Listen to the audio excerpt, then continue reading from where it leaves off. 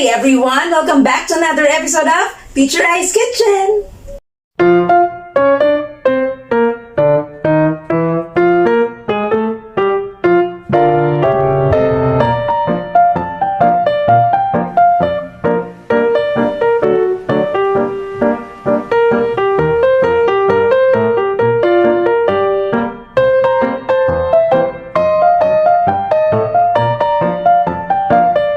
For this episode, I will teach you one of my favorite chicken recipes, and this is what you call baked chicken Parmigiana. Alright, for our ingredients, medyo madabi-dabi to, so we will start with the first one. Of course, we have here chicken breast, boneless chicken breast. I have here 3 pieces of that. And then we have 2 pieces of whole eggs, 1 cup of flour, or more than that later when there is a need to add some more. And then we have 2 tablespoons of fresh milk, pwede ring evaporated milk.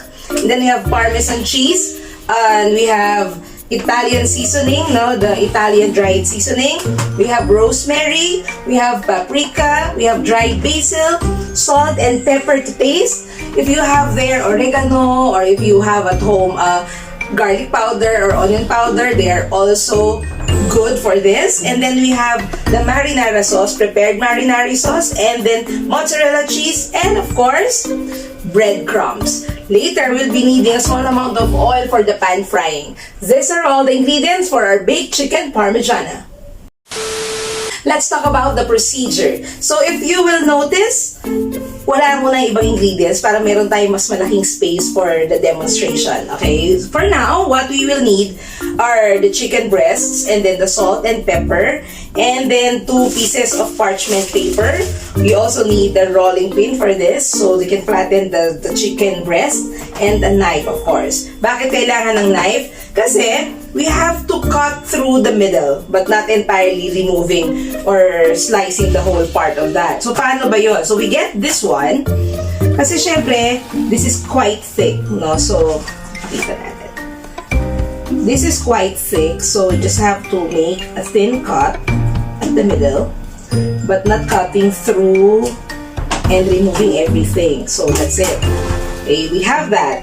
After doing so, we get a parchment paper, 2 pieces of parchment paper, and then we place 1 part of the chicken here, and then 1 part of the parchment paper on top.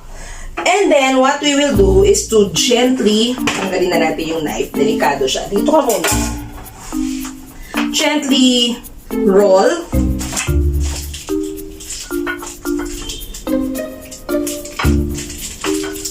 To flatten.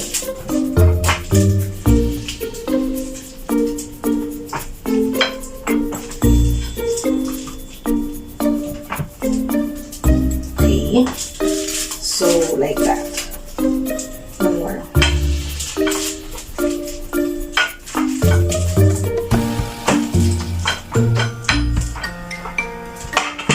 See, nakita nyo? Mas mag-widen pa siya. After that, we turn it to the other side, flip it over, and do the same thing.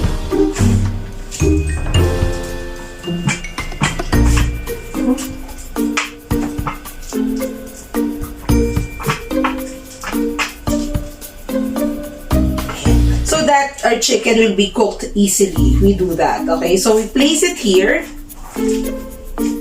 We place it back on the plate.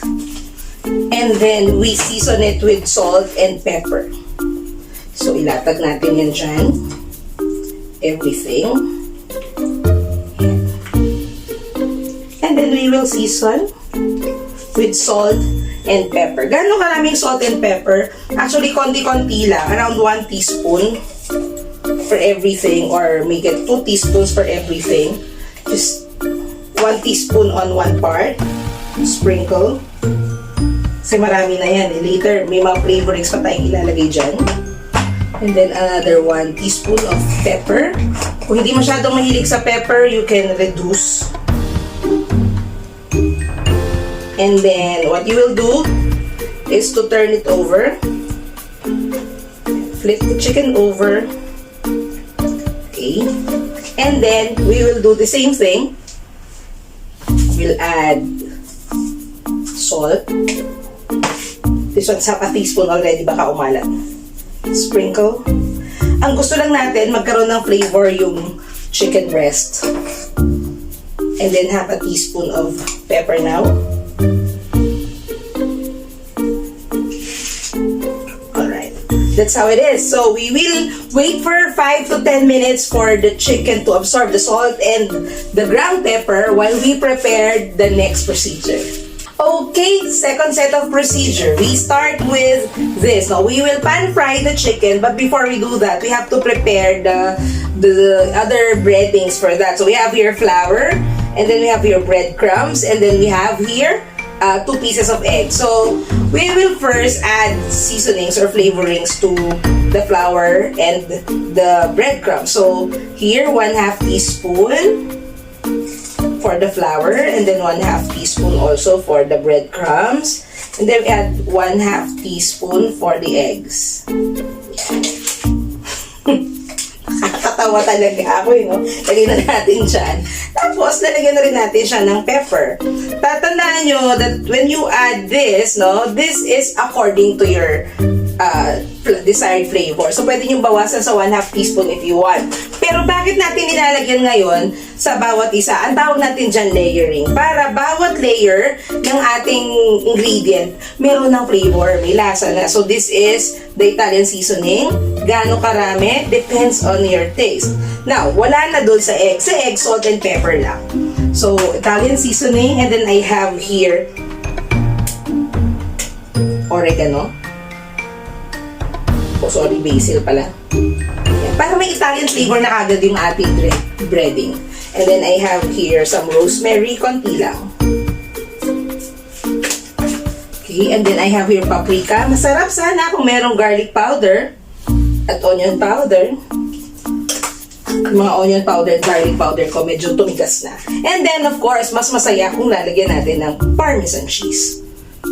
Both. So, dadagdagan natin sa breadcrumbs because this is the final layer. Ulit, ang tawag natin dito ay layering. When you already add flavorings, no, and spices to the breadings that you will use, layering. Bakit ginagawa ang layering? It's because we already want to add flavor to each part of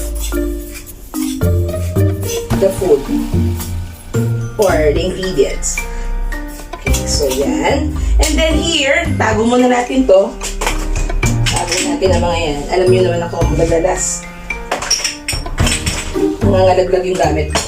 Sa egg, salt, pepper, egg, and then we add 2 tablespoons of fresh milk or evaporated milk. Yan. This adds to a better flavor. Yan. Okay, so we are done with that. We will assemble. Okay, so we go to the third part of the procedure. Now we have here, yan.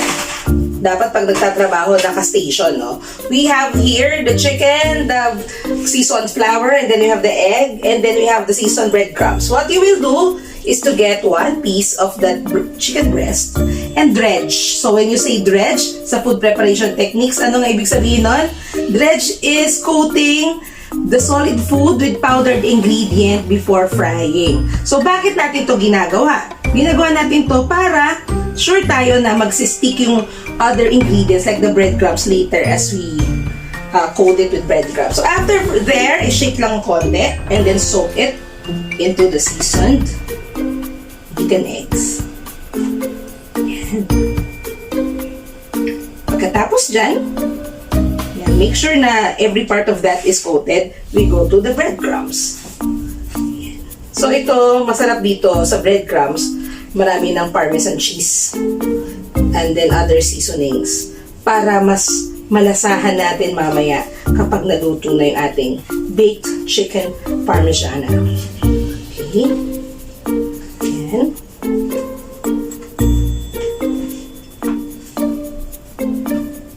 There you are. Put 1 there. We do the same with the rest.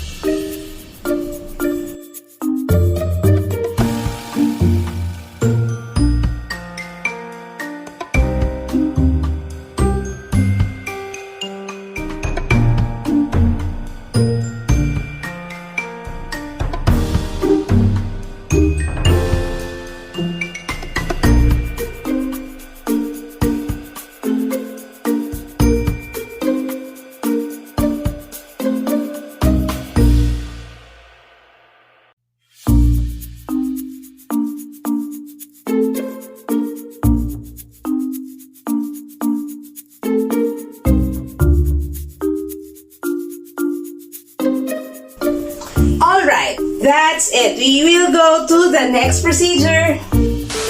Okay, so we go back for the next procedure. We have here another set of parchment paper, a clean pair of it, because we have to press this again, roll it, flatten it with this.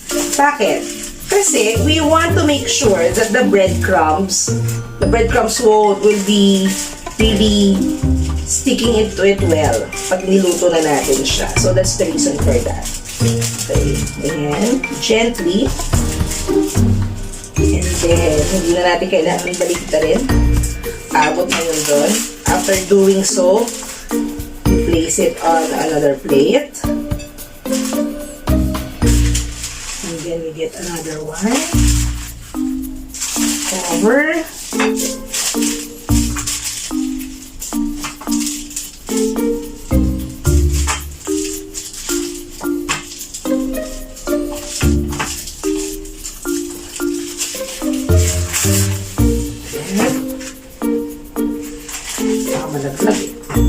So you see, it sticks well already into the chicken. So pag nag-pan fry tayo mamaya, hindi na siya kakalas.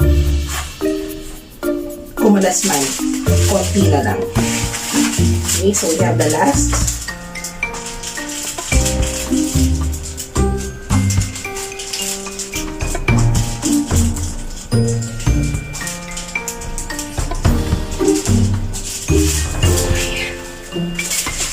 That's it. And then we will pan fry after this. So we go back to the next procedure. So we will switch on the fire. Turn it on at medium temperature. And then we will be pan frying this in a small amount of canola oil. You can use vegetable oil if you want, but I'm using canola oil. So drizzle an amount of canola oil into your pan. And then let it heat for a while. Ayan, meron plano dumadaan. Okay. So that's it. While we're doing that, we will preheat the oven at 200 degrees Celsius, or it can also be 180. 180 to 200 degrees Celsius is fine. Okay, so while we are preheating that, we will be pan frying this. Ayan. Kasi i-bake natin siya. You have to remember that, you know, when you cook chicken breast, it easily gets dry. Overcooking that will make it dry. Kaya dapat sakto lang yung pagluto natin sa kanya. Placing it in the oven will help us to make it juicier and softer. Okay, so here, init na, papan fry lang tayo. Yan. Putulin ko na kasi parang masyadong malaki. That's it. There, medium temperature, then we add one more. Ayan. Naka-ready na ang ating baking pan kasi dito ko ilalagay after frying. Dagdagan pa natin ng konting oil. Pag nakita niyang super dry naman, medyo dagdagan nyo. Basta hindi siya deep fry, okay? Pan frying is cooking or frying the food in a moderate amount of fat. So, not too dry but not deep fried. Okay. We only need to cook it for a while. Mabilis maluto yung chicken breast, so sandali lang to. Okay.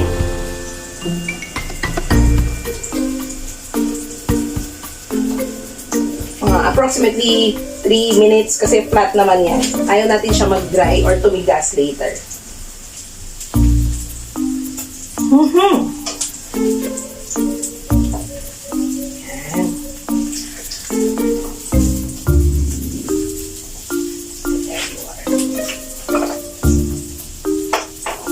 Siyempre, natutuyuan dahil nag-absorb yung chicken kasi meron siyang breadcrumbs. Dagdag na lang ng konti.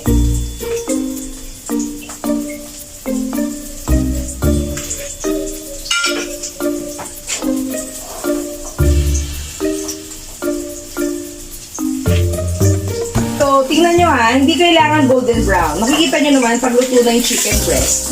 Nag-go-white na yung, yung meat niya. So, i-direct na siya, nalagay dito sa ating baking pan.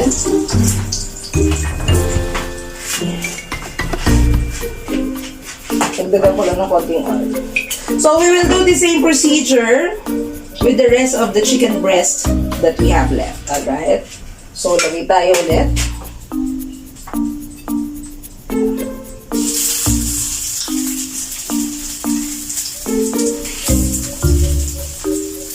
So, I want you to look at this closely.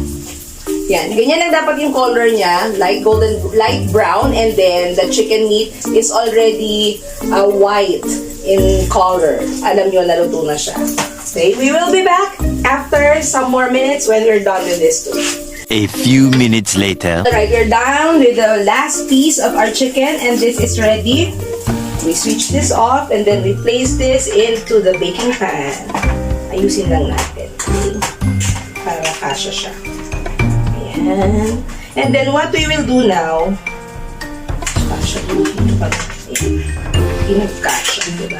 What we will do now is to place the marinara sauce on top. Teacher Ai, pwede bang hindi ganyan? Pwede naman. Ito kasi prepared na, no? Makakabili kayo nito sa kahit saang groceries. You can also make your own. You can saute onion and garlic together with whole tomatoes. Then add some basil, salt and pepper to taste. Yun na yun. Simmer it for around 15 to 20 minutes until nag-juice out na yung tomatoes. Okay na yun. Pero kung ayaw nyo namang mahirapan, marami na ganitong nabibili ngayon sa market. Mga prepared marinara sauce. Just spread it on top of the chicken.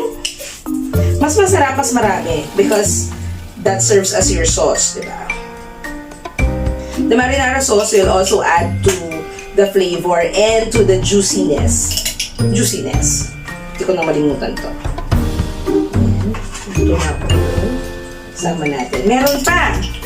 Idagdag. Yung ngayon magpapasayo nun, di ba? Ito pa. Okay. The marinara sauce. Mura lang naman to. Depende sa brand, actually. See? Ubusin na natin para hindi sayang. Walang kawala. Siyempre, kasama natin sa binayaran mo, kaya wala kang pakakawala dyan na hindi nagsasama. Diba? That's it. And then, the most awaited part, the one that will make it really, really, really good is our slices of mozzarella cheese. Place it on top. Whew. Place mozzarella cheese on top. So ito, ang baking time natin ito ay 15 minutes lang. 10 to 15 minutes. Or until the mozzarella cheese has melted already. So yeah, diba? Pagka merong birthday, anniversary, pwede to. Okay, simpleng araw lang. Gusto mo lang maging masaya. Bitin natin. Siyang. Oops, walang ating kitchen scissors. Gamit tayo ng knife. Okay. Kasi masarap. Bawat part meron. May mga mozzarella cheese na mura lang naman.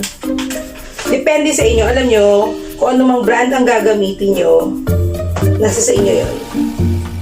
Siyempre nga lang, minsan, yung medyo mas pricey at branded na kilala natin, mas masarap. Pero, choice nyo pa rin naman yun. You always have a choice. Yes. Okay, so that's it. Ayan na ang ating chicken with the marinara sauce and the mozzarella cheese. We'll place it inside the oven for 10 to 15 minutes or until the mozzarella cheese has melted. Oops. Bababa ko siya sa 180 degrees from 200 degrees Celsius para hindi masyadong mag-over yung heat, no? Kasi hindi masarap pagka gano'n nagda-dry. So, we'll be back after 10 minutes. Or when it already melted, it is already melted, I'll be back with you. And so that's our 10 minutes, and actually, the mozzarella cheese has melted already. So, we'll try now. there you are. If you want to make it until golden brown, that's fine. Pero sa akin, gusto ko na to. Ayoko mag-overcook yung chicken. Okay, so it's melted. We will try one.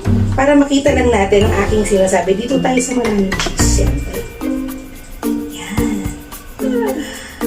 Yes. Yun mo, di ba? Yan ang gusto natin. That's it. So, we have one there. Gusto ko natanggalin yung nasa isa pa dahil ayoko siyang mag-overbake.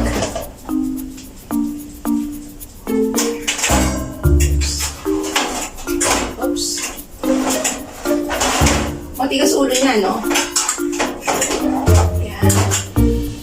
We remove this kasi ayoko siyang mag-overbake, magda-dry yung chicken. So, dito siya. Mamaya tayo maglalagay sa plate. But, here it is!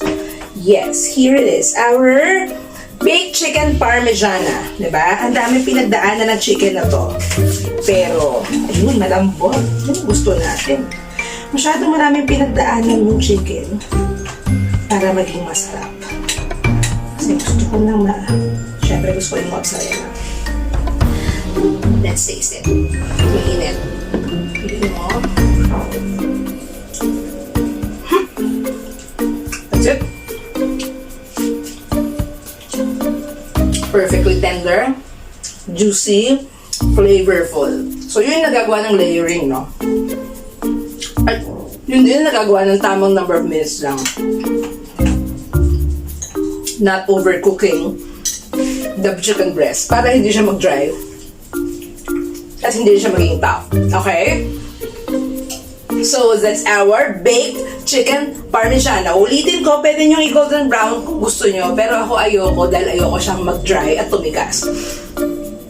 So, I hope that you learned something special from today's episode that I shared with you today. And if you like our video, please like and share this to everybody, to everyone that you know. And I hope that you will do this for your family, for your friends, for everyone else. It can be for special occasions or gusto mo lang namang maiba ang pagkain mo sa isang araw o sa ibang araw ng buhay mo.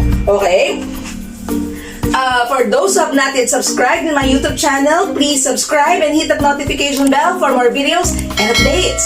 And teachers teaching home economics and TLE, this can be a good recipe for your poultry cookery topic. And if you still have other topics in mind that you want us to come up with, please write or type your comment in our comment section and we'll try to provide the instructional videos for you. Once again, this is Miss Pakle for Teacher I's Kitchen. I'll see you again in our next videos. Thank you for watching!